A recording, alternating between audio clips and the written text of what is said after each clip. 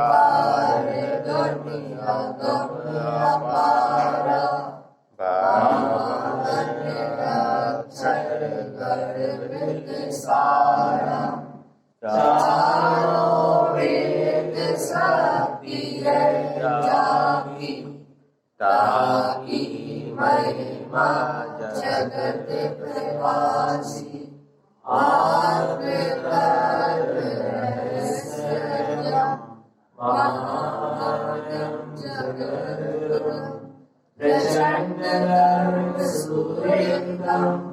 वन्दे श्रीगुरुपादं, वन्दे श्रीगुरुपादम्।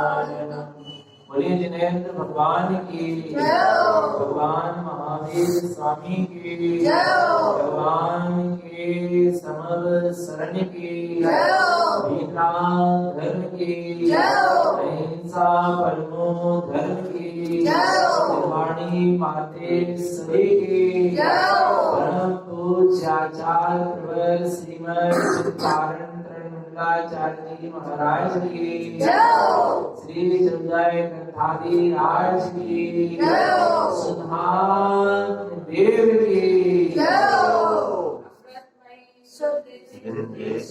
की जय, परम आराधनावाणी सद्गुरु तारक स्वामी जैन परमात्मा की अमृत झलकी सिद्ध देशना सद्गुरुदेव जगत के जीवों को अपनी निज आत्मा का सत्स्वरूप दर्शा रहे हैं।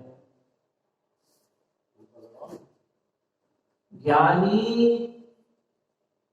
ने स्वयं जिस तत्व का अनुभव किया है, जिस परमात्म सत्ता का, आत्म सत्ता का, शुद्ध सिद्ध सत्ता का ज्ञानी ने स्वयं अनुभव किया है।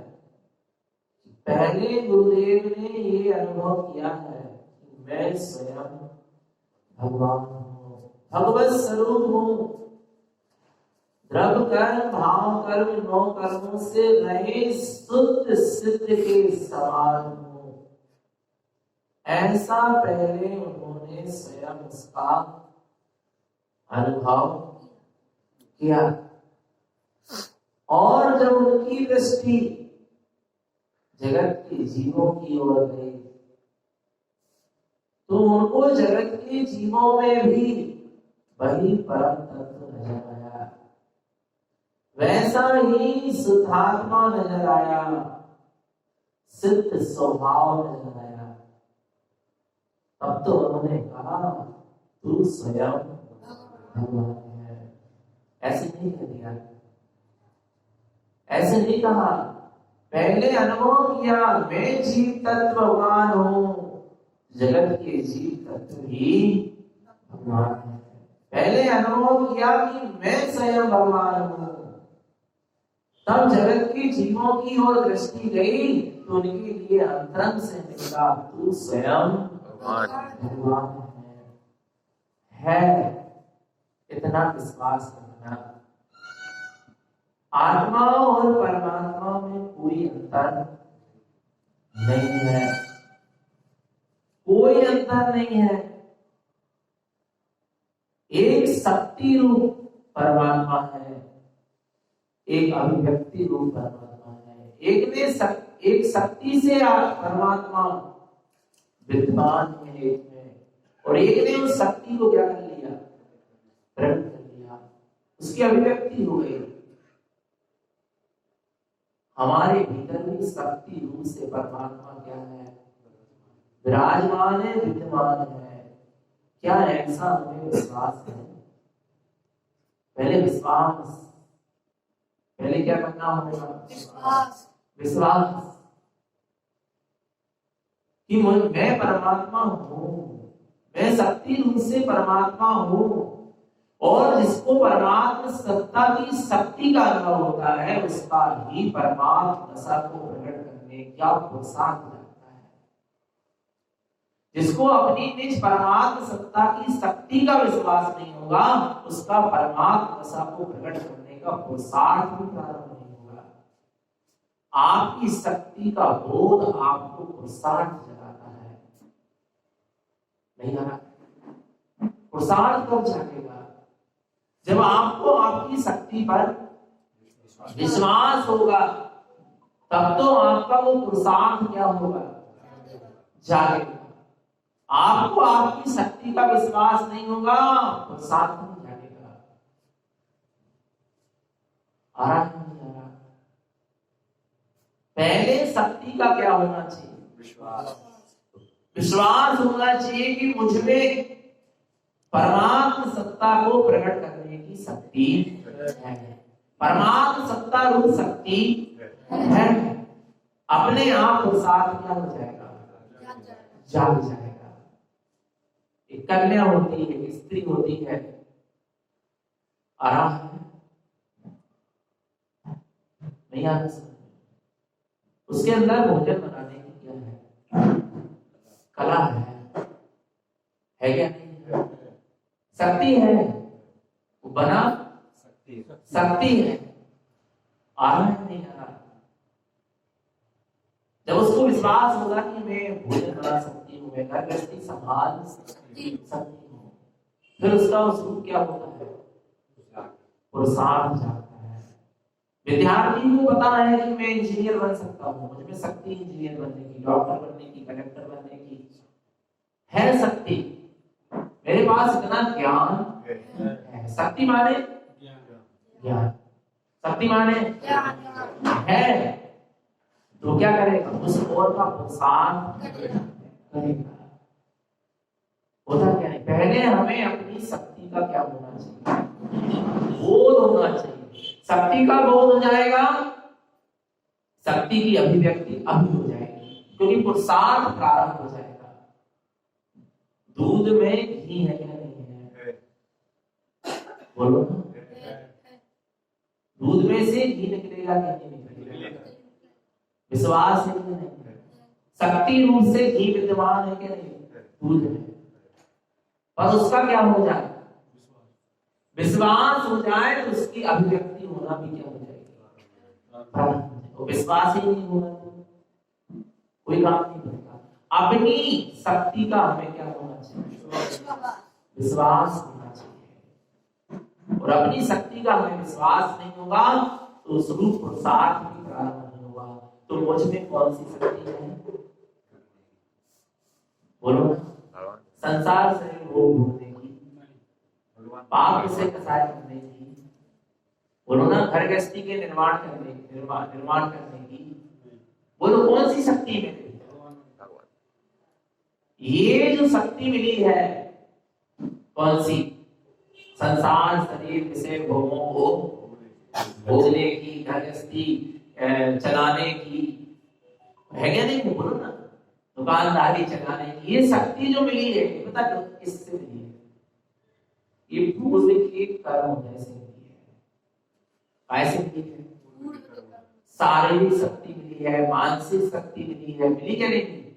कैसे मिली? पूर्व के कर्म की वजह से, साता वेदनी कर्म की वजह से, पुण्य कर्म की वजह से आपको शरीर अच्छा मजबूत मिला। कैसे मिला? साता वेदनी कर्म के वजह से मिला। आराम है। पूर्व के कर्म के उदय से संसार शरीर विषय भोगने की क्या मिली? शक्ति मिली। पर ये शक्ति कर्म का संयोग है, इसलिए मिली। तो जिस दिन कर्म का संयोग क्या होगा? छूटेगा, साता से असाता में बदलेगा, फिर ये शक्ति काम में। एक बुजुर्ग महिला से हमने कहा, अच्छी तबीयत है? बोलने लगे अच्छी तबीयत है। आराम है? कैसी तबीयत है? अच्छी तबीयत है। ऐसी चर्चा चलने लगी आहार पानी की। मैंने कहा हम आ रहे हैं, आप हम अकेले हैं, हमारा भोजन आप क्या कर देना, तैयार कर लेना। विचार रखना 3-6 दिन की बात है। कहने लगे भैया आप अकेले हो तो करता हूँ, तो 2-4 होंगे तो नहीं कर पाएंगे। मैंने कहा अच्छा। बोलने की बात ऐसी नहीं है, आ रहा है। पहले में 50 लोगों का भोजन एक साथ क्या करती थी, बना देती थी, और अब नहीं बना पा रही। अभी एक का बनाना मुश्किल है। क्यों? शक्ति जो 50 लोगों को भोजन बनाने की थी वो काय की थी? बोलो ना। कर्म के उदय से मिली शक्ति थी, उसमें आत्मा भी था। आत्मा ने ही कर्म ऐसे शुभ कर्म साता व्यक्ति को पूर्ण कर्म क्या किया था, बांधा था। आराम है, पर शक्ति अब क्या हो गई? कौन सी? साता वेदनी कर्म शक्ति क्या हो गई? क्षीण हो गई। पर क्या ज्ञान की शक्ति क्षीण हो गई? क्या आनंद दर्शन की, आनंद ज्ञान की उम्र के हिसाब से हो गई? क्या कर्म की हो गई? आपका कर्म का उदय आया ना, तो आप बुजुर्ग होंगे। कर्म के उदय से सारी व्यवस्थाएं क्या हो रही हैं? अच्छे बलवान शरीर जिनका अच्छा क्या था, बलवान शरीर था, ऐसे जीव भी अपने समय में मक्खी नहीं उड़ा पाए। विचार, जिसको जीव अपनी शक्ति मानकर बैठा है, वो कर्म के उदय से मिली हुई ये क्या है? व्यवस्था है। कर्म के उदय से जो शक्ति मिली है, शारीरिक मानसिक आदि, इस इंद्रिय के भोगों को भोगने के लिए भी क्या चाहिए? शक्ति चाहिए। पर ये सब कर्म के उदय से मिलती है। शुभ कर्म के, साता वेदनी कर्म के उदय से मिलती है, और असाता वेदनी कर्म के उदय से, अशुभ कर्म के उदय से शक्ति क्या हो जाती है? पर जो मेरी ज्ञान शक्ति है वो साता के उदय में भी अनंत है, और मेरी जो ज्ञान शक्ति है वो असाता के उदय में भी अनंत है। पुण्य कर्म के उदय में भी मेरी ज्ञान शक्ति अनंत है, और पाप कर्म के उदय में भी मेरी ज्ञान की शक्ति अनंत है क्या नहीं? बोलो, हम कौन सी शक्ति को देखकर चल रहे हैं?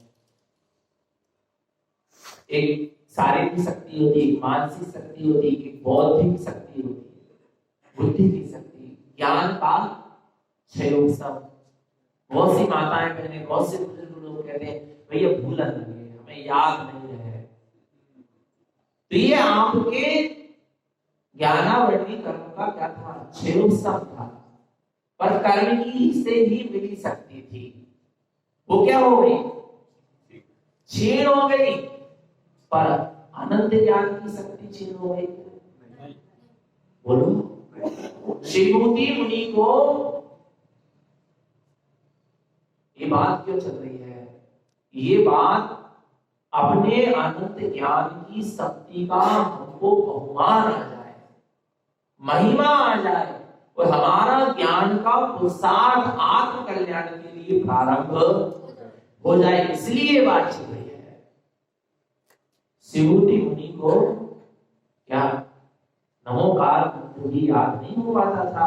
ऐसी बौद्धिक शक्ति उनके पास, ज्ञान का क्षेम उनके पास इतना भी नहीं था कि नमोकार मंत्र क्या हो जाए, याद हो जाए, पर केवल ज्ञान हो गया।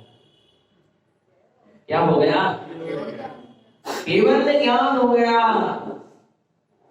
विचार करना कौन सी शक्ति से, और वो ये देखते रहते कि मुझे नमोकार मंत्र याद नहीं हो रहा, मैं नमोकार मंत्र नहीं जान पा रहा, मैं शास्त्रों के व्याकरण नए आदि को नहीं जान पा रहा, मैं व्यवहार निश्चय नए की व्याख्या को नहीं समझ पा रहा, सात तत्व क्षेत्र उपदार पंचास्ती काय की विवेचना नहीं समझ पा रहा, मैं कहां आनंद कल्याण कर लूंगा? क्योंकि ये सब क्षेत्र मिला है। आ रहा है? नहीं आ रहा?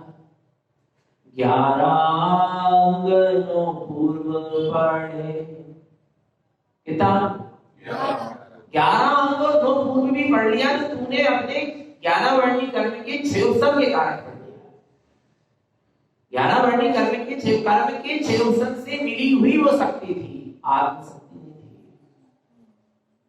प्योर आत्मशक्ति नहीं थी। लगी आत्मा की भी शक्ति, क्योंकि कर्म आत्मा नहीं बना है, पर आत्मा की शुद्ध ज्ञान की शक्ति, ज्ञान की शुद्ध शक्ति नहीं थी। समझना, 11 पूर्व पढ़ पर अनुभव नहीं कर पावे। क्या नहीं कर पाया उसने? और तेरे अचगति के अनुपण भीले स्वाद चखे वो क्षण होगा। कौन? तेरे अचगति के कौन? अनपढ़ भी सिंह हाथी जैसे जीव अनपढ़ भी, जिनको कोई ज्ञान नहीं है। क्या कोई ज्ञान नहीं? ज्ञान का क्षयोत्सव नहीं है, पर ज्ञान तो कितना है? अनंत है। उन्होंने उसका क्या कर लिया? स्वाद चख लिया। किसका? किसका? किसका? विचार करना किसका? अपने अनंत ज्ञान स्वरूपी निश्चित आत्मा के स्वाद को उसने क्या कर लिया? चख लिया। कौन सी शक्ति से चखा? वो यही देखता रहता, मैं तो त्रियंश शक्ति में हूं। वो अपने आप को पर्यायों से देखता रहता, पर्यायिक शक्ति से देखता रहता, साता से मिली हुई शक्तियों को देखता रहता, कर्म के उदय से मिली हुई व्यवस्था को देखता रहता, तो आत्मा का अनुभव नहीं हो पाता।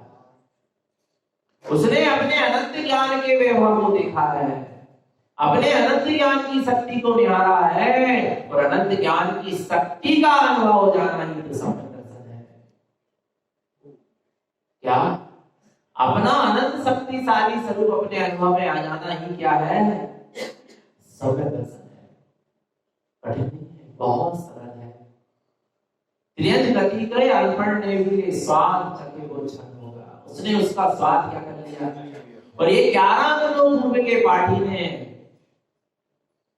उस चेतन स्वरूप के अनुभव को प्राप्त कर लिया।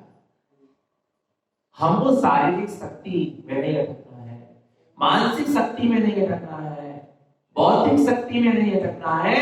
हमें अनंत दर्शन और अनंत ज्ञान की शक्ति को निहारना है। तब मोक्ष का मार्ग क्या होगा? प्रारंभ होगा सिभूति मुनि ने किसको निहारा? कुछ याद नहीं हो पा रहा था, पर इतना ज्ञान में था कि मैं अनंत ज्ञान का धारी हूं, मैं अनंत ज्ञान का पुंज हूं, मैं अनंत ज्ञान का प्रकाश हूं, मैं अनंत ज्ञान का भंडार हूं, मैं अनंत ज्ञान की शक्ति हूं। बैठ गए ऐसे अनंत ज्ञान के अनुभव में, केवल ज्ञान क्या हो गया? प्रकट हो गया। जिसको मुख से नमोकार मंत्र नहीं सुना सकता था, उसके सर्वांग से अब द्वादशांग खिल रहा है, वाणी खिल रही है, दिव्य ध्वनि खिल रही है। किसको देखकर चले? किसको देख के चलना है? अनंत ज्ञान की शक्ति को देख के चलना। वर्तमान में मिले कर्म के उदय से मिली व्यवस्था या शक्ति को या उदय को देख के चलना, तब हम मोक्ष के मार्ग पर क्या हो पाएंगे? तारण स्वामी ये समझ लेते क्या? ये तो पंचम काल है, कोई बिरला सम्यक दर्शन प्राप्त करेगा, अपना कहाँ नंबर लग रहा है, ऐसा सोच लेते सम्यक दर्शन नहीं हो पाता। पंचम काल है, शरीर में सहन नहीं है, कहाँ साधु पद लेके चर्या कर पाएंगे, ये सोच लेते साधु नहीं बन पाते। आराम है, पंचम काल है, कहाँ केवल ज्ञान हो जाएगा, चाहे सम्यक हो जाएगा, ये सोच लेते केवली का समागम नहीं है, शरीर में इतनी वर्जनराज सहन शरीर नहीं है, कोई भाव लेके वितरागी साधु नहीं मिल रहा है, आराम है। ये सब सोचते परालंबन की बात सोचते आत्म साधना के लिए, तो आत्म साधना नहीं हो पाती, उनको कोई सत्संग नहीं मिला। सत्संग भी मिला है तो कैसे मिला है? आपके शुभ कर्म के, पुण्य कर्म के, धर्म की जो आपने भावना भावी जो पुण्य कर्म माना, उससे आपको क्या मिला? सत्संग मिला। ये व्यवस्था भी छूट जाएगी, आराम है। परंतु जो ज्ञान है वो सदा तेरे साथ है, उसकी शक्ति को देख। ये सोचते तारण स्वामी पंचम काल की सोचते, जिन्हें भगवान की सोचते कि वो नहीं है इस पंचम काल में, समोह शरण नहीं मिल रहा पंचम काल में, मेरा शरीर बद्रनाथ से अनंत का नहीं है, केवली का पाद मूल नहीं है, ये सब परालंबन सोचते, परालंबन की बात कारण स्वामी सोचते, न सम्यक दर्शन होता, ना छाई सम्यक होता, और ना अवधि ज्ञान होता, और ना भगवान आत्मा को साधु हो पाते, और ना 47 सुन उत्पन्न हो पाते। विचार करना, और ना निर्विकल्प शून्य समाधि होती, और ना सर्वार्थ सिद्धि को जा पाते। ये परालंबन की बात सोचकर बैठ जाते तो फिर क्या विचार करना है, बोलो ना। उन्होंने क्या देखा? उन्होंने ये देखा पंचम काल है तो क्या हुआ, आत्मा की अनंत दर्शन और अनंत ज्ञान की शक्ति अभी मुझ में विद्यमान है। केवली का पाद मूल नहीं है तो क्या हुआ, पर अनंत ज्ञान की सत्ता अभी भी मौजूद है, जिससे मेरा काम बनना, मेरे ज्ञान की शक्ति से मेरा काम बनेगा, आपकी ज्ञान की शक्ति से आपका काम बनेगा। केवल ज्ञानी के केवल ज्ञान से मेरा काम नहीं बनेगा, मेरा काम तो मेरे ज्ञान स्वभाव से बनेगा। उसको ने आराम भाव लिंगी वितरागी साधु नहीं मिल रहे, आचार्य नहीं मिल रहे, क्या हुआ, मेरा ज्ञान मुझे उपदेश देगा, आराम है। मेरी अंतर आत्मा मुझे मेरी संभाल करेगी, ना मेरे साधु नहीं आराम होगा। आराम है, मैं अपने सिद्ध स्वरूप की साक्षी में जिनेश्वरी दीक्षा लूंगा। पर के अवलंबन में बैठे रहोगे, आगे नहीं हो पाओगे। अपने अनंत दर्शन और अनंत ज्ञान की शक्ति को निहारा और 47 शून्य की अनुभूति को उत्पन्न किया। 48 पर शून्य प्रकट होता तो क्या हो जाता, पर क्यों नहीं हुआ केवल ज्ञान? साधना में कमी थी क्या? काल पंचम अब कहा जाएगा? हम कह रहे हैं हम एक ही सुनने की साधना कर रहे हैं, किसको निहार की होगी? एक सुनने की साधना भी होगी तो आत्मा की स्व आत्मा की अनंत शक्ति को निहार की होगी, और 47 सुनने की साधना भी होगी तो स्व आत्मा की शक्ति को निहार की होगी, परालंबन से नहीं होगी। और 48 का शून्य भी प्रकट होगा, केवल ज्ञान भी प्रकट होगा, तो स्व आत्मा की ज्ञान की शक्ति को निहार कर होगा। अरे सम्यक दर्शन छोड़ना प्रतिष्ठान भी होगा तो स्व आत्मा की शक्ति को निहार के होगा, परमात्मा की शक्ति को निहार कर नहीं होगा। आराम नहीं भगवान आत्मा किसको निहारना है, बोलो ना। अच्छा वो शक्ति है क्या? नहीं, कहीं छूट गई तो नहीं। बोले बद्रनाथ सहनन शरीर नहीं है तो क्या हुआ? ये तो कर्म के उदय से क्या हुआ था? और सुनो, जिनको बद्रनाथ सहनन शरीर मिला ना, एक तीर से लगत कृष्ण की 3 खंड के अधिपति अर्धचक्री थे कृष्ण। जरद कुमार ने क्या, जब एक तीर छोड़ा, एक बाण मारा, विचार करो बद्रनाथ सहनन शरीर क्या हो गया? हो गया, आत्मा निकल के चलिए। विचार करना, क्या रावण का बद्रनाथ सहनन शरीर नहीं था? माटी में मिल गया क्या? नहीं जल गया क्या? नहीं बोलो, बोलो ना। नहीं आ रहा भगवान आत्मा समझ में? किसकी शक्ति को निहार के चलना? शरीर की शक्ति को।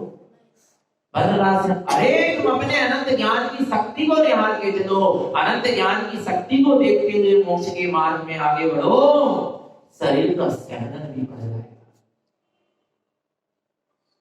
भगवान सारी व्यवस्थाएं आपको क्या होगी? मिलेगी। पर पहले हम अपने अनंत ज्ञान की क्या करें? शक्ति को निहार। कारण स्वामी देखते कि मेरा तो बद्रनाथ सहनन शरीर है, तो क्या बद्रनाथ सहनन शरीर से कल्याण हो जाएगा? किसकी शक्ति से होगा? अपने अनंत दर्शन अनंत ज्ञान की शक्ति से काम बनेगा। इतना ध्यान रखना। और उस अनंत दर्शन और अनंत ज्ञान की शक्ति को निहार कर मोक्ष के मार्ग में क्या होना? आगे बढ़ना। आराम पर के अवलंबन में मत बैठे रहो। पर के अवलंबन में बैठे रहोगे, पछताने के सिवा कुछ भी नहीं रह जाएगा। वो ये सोच लेते कि पंचम काल से कहां सर्वार्थ सिद्धि मिलेगी, तो पुरुषार्थ प्रारंभ नहीं होता। कैसे नहीं मिलेगी? हम यहाँ पर अपने स्वार्थ की सिद्धि करेंगे तो वहां सर्वार्थ सिद्धि अपने आप मिले, वो मिले ना मिले, पर मुझे स्वार्थ की सिद्धि तो करनी है। परम पुरुषार्थ को जगाओ, पर परम पुरुषार्थ जभी जागेगा, उत्कृष्ट पुरुषार्थ तभी जागेगा जब जीव के अंतरंग में उसको अपनी आत्म शक्ति का बोध होगा, अपने अनंत ज्ञान की शक्ति की सुरत होगी, तब तो उसको क्या होगा, बोलो ना, वो पुरुषार्थ क्या होगा, जागेगा। नहीं आना भगवान आपको समझ में, ऐसा पुरुषार्थ कब जागेगा जब हमको स्वयं को अपने अनंत ज्ञान की शक्ति का क्या होगा। गुरुदेव ने बहुत सुंदर चीज कही है, जब गुरुदेव ने अपन को क्या किया है, मुक्ति श्री चलने का आमंत्रण दिया है कि कहाँ चलो, मुक्ति श्री चलो, तो किसके साथ चलो, किसके साथ चलो, चली चलाऊं ना मुक्ति श्री तुम ज्ञान सहाय। किसके आश्रय, कहा, मुक्ति श्री, ये नहीं कहा चली चलाऊं ना मुक्ति श्री तुम तारण सहाय। बोलो ना, ये कहा अरहत सहाय, सिद्ध सहाय, बोलो ना, किसके आश्रय, ज्ञान सहाय। किसके आश्रय मुक्ति मिलेगी, ज्ञान के आश्रय। कौन के ज्ञान के आश्रय, स्वज्ञान के आश्रय से मुक्ति मिलेगी, और स्वज्ञान में ही तेरी मुक्ति है। बस तू अपने अनंत ज्ञान को निहार, मोक्ष मार्ग में क्या होते जा, आगे बढ़ते चले जा। अपने अनंत ज्ञान की शक्ति के साथ तेरा मोक्ष का मार्ग क्या होगा, बनेगा। हमें अपने अनंत ज्ञान की शक्ति को क्या करना है, बोलो ना, निहारना है।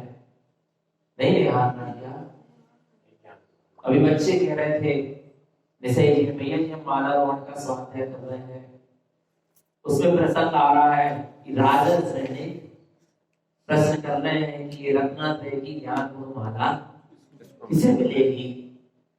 विचार करो, बहुमान्य आपको बच्चों का, माने तीसरी क्लास पढ़ रहे हैं, कोई चौथी पढ़ रहा, कोई पांचवी पढ़ रहा, कोई छठवीं पढ़ रहा है, कोई सातवीं पढ़ रहा, स्वाध्याय क्या हो गया, प्रारंभ हो गया। विचार करना। और अभी ऐसे कई लोग होंगे 50, 60, 70 साल के होंगे, उन्होंने एक भी ग्रंथ को पूरा पढ़ा नहीं होगा। विचार करना भगवान आत्मा, ये बहुमान आना चाहिए।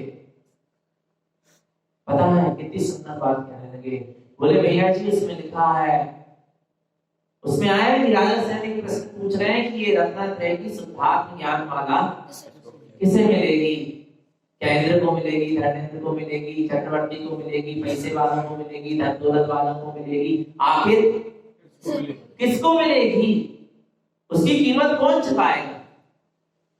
आ रहा है तो महावीर स्वामी उत्तर दे रहे हैं कि इनको किसी को नहीं मिलेगी, फिर किसको मिलेगी। विचार करना भगवान आत्मा, मुक्ति किसको मिलेगी, केवल ज्ञान किसको मिलेगा, सम्यक दर्शन किसको मिलेगा, उत्तम संयम किसको मिलेगा, वीतरागता किसको प्रकट होगी, किसको किसको होगी, बोलो ना। कौन सी शक्ति, कौन सी शक्ति, पैसों की शक्ति लगाना पड़ेगी यहाँ। विचार करना भगवान, शारीरिक शक्ति लगाना पड़ेगी यहाँ। फिर वो कहने लगा भैया जी अपने आप बोली क्यों लगती है, झूला झुलाने की बोली, तो आरती की बोली, तो चंदन कटोरी की बोली क्यों लगाते हैं, ये तो पैसे में मिल जाती है। ये पैसे वाली चीज है ना, तो पैसे में मिल रही है, पर जो ज्ञान गुण की माला वो किससे मिलेगी, उसके लिए कीमत क्या करना पड़ेगा, बोलो ना। अच्छा एक चीज बताओ, जैसे आपने एक निश्चित राशि रख दी, 1 लाख रुपए में